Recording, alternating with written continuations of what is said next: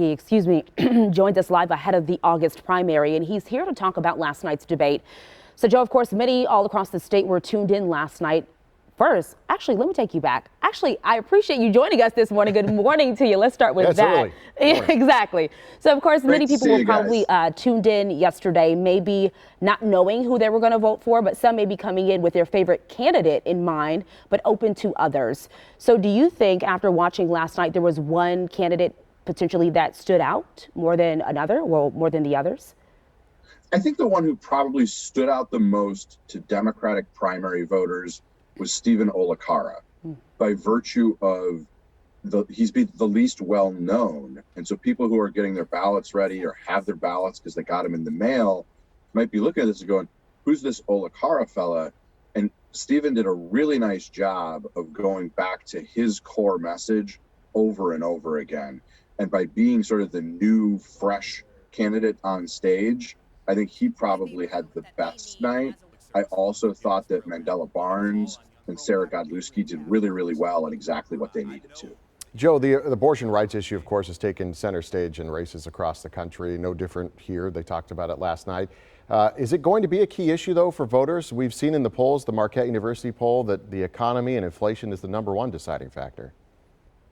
I think in the Democratic primary, it will be higher up that list of priorities than it may in the general election.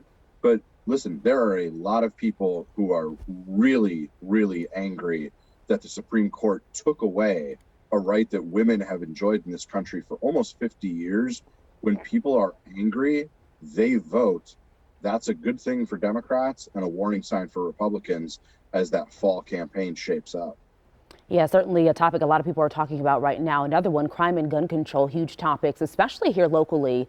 It is likely top of mind for voters as Milwaukee faces another year of record homicides and even nationwide. As we continue to report mass shootings, all candidates acknowledge the crime issue, and it was really hard to find any gap in the candidates' support for more gun reform. What's your take on their responses? And did anyone in particular stand out in answers to this topic? You know, I think one of the challenges with a debate like this is these candidates on almost all of the issues agree almost all of the time.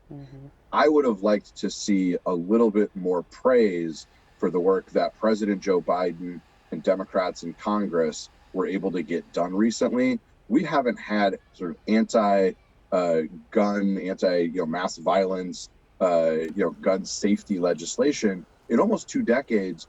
Joe Biden and Democrats in Congress got that done recently. That's an important step forward. There are people who believe we need to do more and we need to do more quickly, but let's take a moment and appreciate what we just did, which is going to save lives.